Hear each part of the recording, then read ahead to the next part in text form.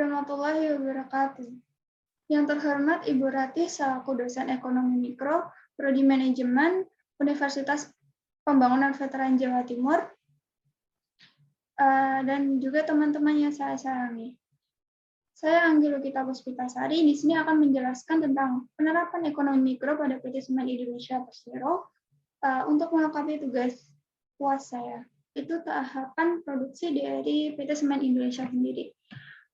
Tahapan produksi PT Semen Indonesia dimulai dari yang pertama itu proses penyiapan bahan baku. Bahan baku yang digunakan oleh PT Semen Indonesia yaitu bahan baku seperti clay atau tanah liat dan limestone atau batu kapur dan bahan-bahan pembantu lainnya. Kemudian dilanjutkan dengan proses penghancuran atau crushing. Yang ketiga dilanjutkan dengan penyimpanan dan pengumpanan bahan baku. Yang keempat dilanjutkan dengan penggilingan dan pengeringan bahan baku. Yang kelima dilakukan dengan pencampuran atau blending. Kemudian dilanjutkan dengan pemanasan awal atau preheating. Kemudian dilanjutkan dengan pembakaran atau firing. Dilanjutkan dengan pendinginan atau cooling. Lalu yang terakhir yakni proses penggilingan. Di sini disediakan bagan bagaimana proses produksi dari faktor produksi PT Semen Indonesia sendiri ada 5, yaitu energi, modal tetap, bahan baku, tenaga kerja, dan kewirausahaan. Kemudian kita akan menjelaskan mengenai pergerakan kurva TP, MP, dan AP. Di sini saya gunakan data yang sudah saya sebutkan tadi, bahwasanya tenaga kerja itu sebesar 8.000 orang, total produksi sebesar 40 juta ton per tahun. Kemudian untuk periode-periode selanjutnya, yaitu periode 2 sampai periode 6, periode 2 sampai periode 8, itu saya buat meningkat sebesar 10% setiap periodenya. Kemudian TP dari periode 2 sampai periode 6, saya buat meningkat sebesar 5%, kemudian periode 6 sampai 7, saya buat tidak meningkat sama sekali, kemudian pada periode 7 sampai 8, saya buat turun sebesar 10%. Kenapa saya buat 0, tidak meningkat sama sekali di sini? Karena agar di sini dapat kita ketemukan bahwasanya ketika MP sama dengan 0, kita ketemukan bahwasanya TP itu maksimal. Gitu. Jadi saya akan menjelaskan di sini pergerakan kurva TP cenderung naik pada awalnya, kemudian pada saat titik maksimum, kemudian TP akan bergerak turun. Titik maksimum dari TP ini, TP sendiri juga merupakan titik MP sama dengan 0. Kenapa? Karena di sini tuh ada law of diminishing return. Apa sih law of diminishing return itu? Law of diminishing return itu adalah ketika pada awalnya pertambahan tenaga kerja dan juga pertambahan TP itu akan naik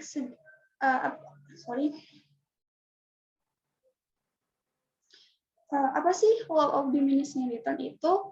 Law of diminishing return itu adalah ketika satu perusahaan berusaha untuk menaikkan tenaga kerja,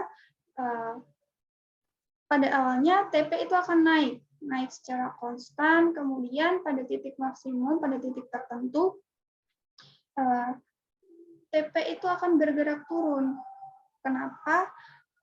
Karena ketika tenaga kerja terus-terusan ditambah, namun seperti faktor produksi yang lain seperti bangunan, pabrik, atau mesin-mesin tidak ditambah, maka akan terjadi ketidakproduktivitasan tenaga kerja.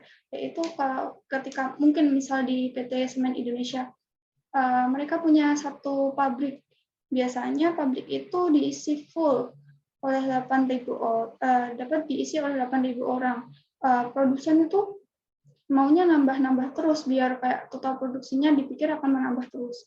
Namun yang terjadi ya memang benar pada awalnya akan menambah, tapi pada akhirnya akan menurun. Kenapa? Karena biasanya mesin-mesin itu akan dikerjakan oleh satu orang. Namun apabila mesin itu akan dikerjakan oleh 10 orang, maka beberapa karyawan yang lainnya itu tidak akan bekerja secara produktif atau tidak seimbang antara mesin dan juga tenaga kerjanya, seperti itu. Di sini kurva AP itu akan cenderung naik pada awalnya, kemudian pada titik AP maksimum atau pada saat AP bersinggungan dengan MP, itu kemudian akan turun. Keseimbangan produsen adalah suatu keadaan di mana produsen menghasilkan output dalam jumlah maksimal dengan tingkat biaya minimum. Keseimbangan produsen tercapai ketika kurva isokos bersinggungan dengan kurva isokwan. Pada PT Semen Indonesia dapat menerapkan keseimbangan produsen ini dengan cara menentukan terlebih dahulu kurva isokos dan kurva isokwan. Kemudian setelahnya memilih kombinasi antara dua faktor produksi yang berpotongan. Mungkin pada awalnya di PT Semen Indonesia, pada awalnya, misalkan pada awalnya mereka itu punya kurva isokwan sebesar Q3 ini. Namun setelah dihitung, kurva isokos, dia berada di titik ini. Gimana sih cara mereka agar bisa dapat keseimbangan produsen? Mereka ini dapat menekan faktor-faktor produksi seperti mesin, tenaga kerja, lebih ditekan agar bisa dapat di titik keseimbangan produsen. Sama seperti dengan kurva isokos, pada awalnya mereka menemukan kurva isokos mereka mungkin di titik I3 ini. Kemudian setelah ditentukan ternyata kurva isokwannya di sini.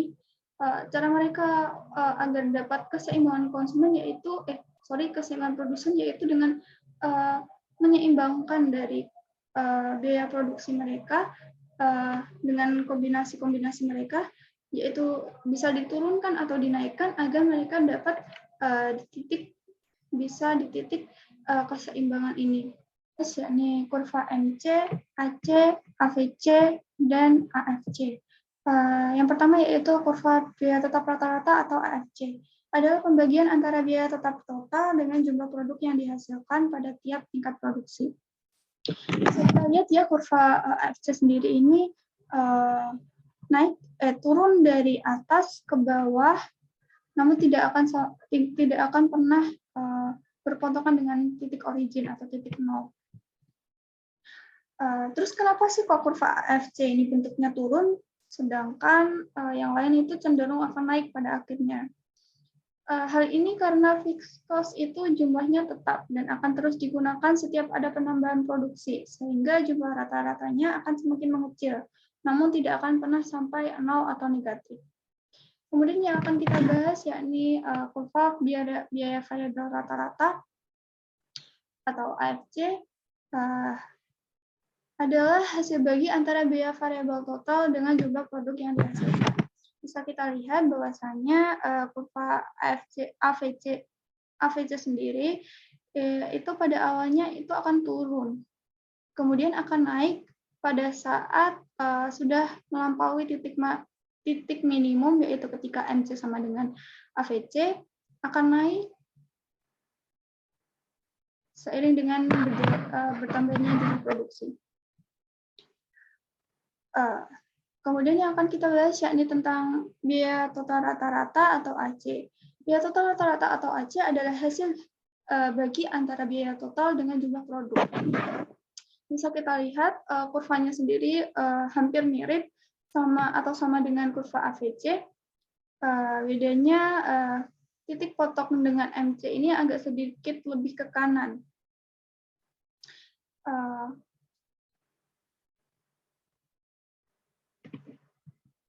Pada awalnya kurva AC ini akan turun, kemudian akan naik setelah melampaui titik MC sama dengan AC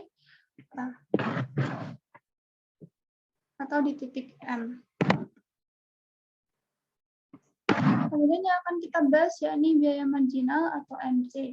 adalah tambahan biaya yang dikeluarkan pengusaha untuk mendapatkan tambahan satu satuan produk pada satu tingkatan produksi tertentu. Kurva MC pada awalnya akan turun, kemudian akan naik seiring berjalannya jumlah produksi. Kenapa sih kok pada awalnya turun, kemudian tiba-tiba naik?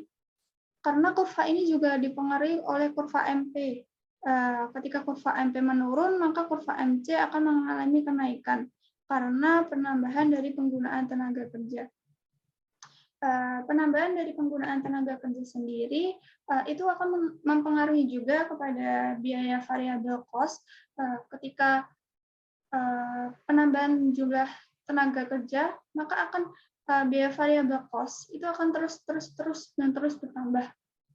Kemudian ketika jumlah variabel itu akan terus bertambah, maka kurva MC ini akan semakin naik terus ke atas.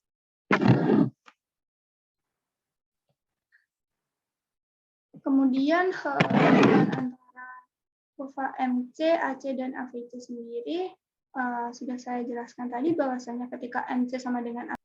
Kemudian yang akan kita bahas yakni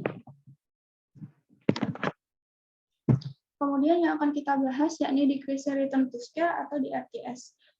Decrease return to scale adalah skala produksi yang di mana penggandaan input untuk produksi menghasilkan penggandaan output produksi yang semakin menurun. Dalam decrease return to scale, output yang dihasilkan semakin bertambah, tapi tambahan hasil atau outputnya semakin mengecil. Ketika perusahaan PT Semen Indonesia mengalami hal ini, maka yang perlu dilakukan yakni menekan jumlah faktor produksi agar sesuai dengan keseimbangan produsen. Contoh dari decrease return to scale sendiri mungkin pada PT Semen Indonesia, yaitu ketika PT Semen Indonesia itu berusaha untuk menambah jumlah input sendiri sebesar mungkin 2 kali lipat. Yang diharapkan oleh PT Semen Indonesia inginnya penambahan dari total produksi itu akan lebih dari 2 kali lipat. Namun kenyataannya berbeda karena perusahaan ini mengalami decrease return to scale. Jadi penambahannya tidak sampai 2 kali lipat, malah bahkan penambahannya hanya mungkin 1,5 seperti itu. Kemudian yang akan kita bahas yakni apabila PT Semen Indonesia itu berada pada pasar oligopoli. Saya akan menjelaskan pasar oligopoli ini sendiri itu apa sih? Pasar oligopoli adalah satu jenis pasar di mana hanya terdapat beberapa produsen atau penjual untuk menyediakan keperluan dari pembeli yang banyak di pasar. Jadi keputusan dari suatu perusahaan itu akan saling mempengaruhi perusahaan lain seperti itu. Jadi, terdapat sedikit penjual yang menjual produk. Di sini akan berdampak baik terhadap perusahaan di pasar oligopoli. Kenapa sih berdampak baik? Karena ketika terdapat sedikit penjual, maka barang substitusi itu akan semakin sedikit. Jadi, sedangkan barang tersebut itu sangat dibutuhkan oleh masyarakat, seperti contohnya di PT Semen Indonesia sendiri. Semen sendiri kan sangat dibutuhkan oleh masyarakat Indonesia untuk membangun sebuah rumah ya.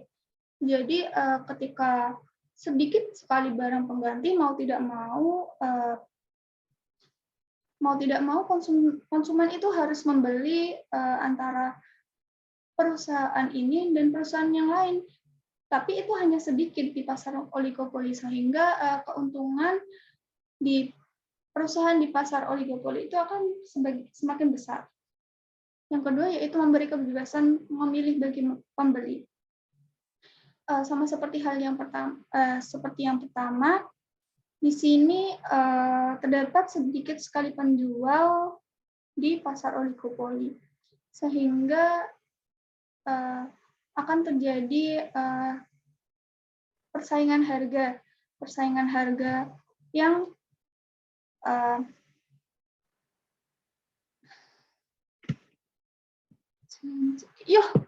semuanya lagi aku ngedit ke. Kemudian saya akan menjelaskan tentang kelebihan dan kekurangan pasar oligopoli. Kelebihan yang pertama itu terdapat sedikit penjual yang menjual produk. Hal ini akan berdampak pada keuntungan dari perusahaan di pasar oligopoli. Kenapa sih? Karena ketika sedikit penjual, maka akan sedikit barang pengganti. Seperti contohnya di PT Semen Indonesia. Semen sendiri sangat dibutuhkan oleh masyarakat untuk membangun sebuah rumah kan. Jadi konsumen itu akan mau tidak mau harus memilih salah satu di antara sedikit penjual tersebut. Jadi itu akan berdampak pada keuntungan di perusahaan di pasar oligopoli. Kemudian yang kedua ya ini memberi kebebasan memilih bagi pembeli. Di sini perusahaan-perusahaan di pasar oligopoli bersaing secara kebanyakan itu bersaing secara kualitas ya, tidak bersaing secara harga. Jadi mereka tuh memiliki kebebasan untuk memilih mana sih produk-produk yang lebih bagus untuk dibeli dan mana sih yang lebih menguntungkan bagi konsumen. Yang ketiga yakni pengembangan produk diimbangi oleh kemajuan iptek dan inovasi. Seperti yang sudah dikatakan bahwasanya perusahaan di pasar oligopoli itu tidak bersaing secara harga karena apabila contohnya PT Semen Indonesia ketika berusaha untuk menurunkan harga, maka perusahaan yang lain seperti PT Tiga Roda itu akan berusaha menurunkan harga juga. Namun ketika PT Semen Indonesia itu berusaha untuk menaikkan harga, PT Semen Tiga Roda itu tidak berusaha untuk menaikkan harga sehingga konsumen-konsumen di PT Semen Indonesia itu akan beralih ke PT Tiga Roda. Jadi mereka tidak dapat bersaing secara harga, namun mereka dapat bersaing secara teknologi, kualitas, iklan, dan lain-lain. Jadi mereka itu akan semakin memajukan inovasi-inovasi mereka dan juga iptek mereka. Jadi perusahaan itu selalu akan berusaha agar barangnya itu terdiferensiasi, walaupun sebenarnya barangnya itu homogen sama-sama semen. Namun perusahaan itu akan berusaha agar mungkin kualitasnya lebih ditingkatkan lagi, pada harganya sama-sama seperti perusahaan yang lain, atau teknologinya lebih dibaguskan lagi, seperti itu. Kemudian yang akan kita bahas yaitu tentang kekurangan. Yang pertama yaitu sering terjadi perang harga antar produsen, sama seperti yang saya katakan tadi bahwasanya ketika PT Semen Indonesia itu berusaha untuk menurunkan harga, namun PT Semen Tiga Roda itu tidak akan berusaha menurunkan harga juga. Ketika PT Semen Indonesia berusaha menaikkan harga, maka PT Tiga Roda itu tidak akan menaikkan harga. Sehingga mereka akan tetap di harga yang awalnya, tidak bisa bergerak kemana-mana, atau namanya price rigidity atau ketetapan harga. Yang kedua yaitu sulit untuk masuk pasar sehingga pertumbuhan ekonomi cenderung lebih lambat karena persaingan hanya terjadi di beberapa produsen saja. Yang ketiga yakni loyalitas konsumen terhadap perusahaan besar sangat mempengaruhi pasar dibanding produsen lain di bawahnya. Seperti yang sudah saya katakan tadi, bahwasanya mereka itu tidak bisa bersaing secara harga, namun bisa bersaing secara kualitas dan lain-lain, termasuk loyalitas sendiri. Itu akan mempengaruhi dari tingkat pembelian dari pasar oligopoli sendiri. Ketika suatu perusahaan itu sudah dianggap baik dari awal oleh masyarakat, maka masyarakat itu akan cenderung untuk membeli produk tersebut, seperti mungkin PT Semen Indonesia. Itu sudah dianggap baik oleh semua masyarakat, ya. Semen ini tuh bagus gitu. Maka mereka itu akan tetap membeli di perusahaan tersebut, walaupun nantinya mereka akan berusaha untuk menurunkan atau menaikkan harga, mereka tidak akan berpindah ke perusahaan-perusahaan lain, walaupun kadang malah perusahaan lain itu harganya itu sama-sama dengan perusahaan semen Indonesia, tapi dengan kualitas yang lebih baik.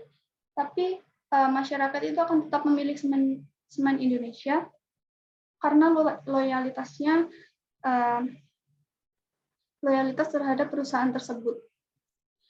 Hal ini akan berdampak kerugian bagi perusahaan-perusahaan lain karena walaupun mereka sudah berusaha untuk meningkatkan kualitas produk mereka, tetapi mereka tidak mendapatkan konsumen karena banyak yang loyal terhadap perusahaan-perusahaan besar yang sudah dari dulu ada di pasar oligopoli gitu. Terus yang keempat, ada modal untuk iklan menjadi sangat banyak karena iklan penting dalam persaingan oligopoli. Seperti yang saya jelaskan, mereka itu tidak bisa bersaing secara harga, namun mereka itu bersaing secara iklan ataupun teknologi dan kualitas.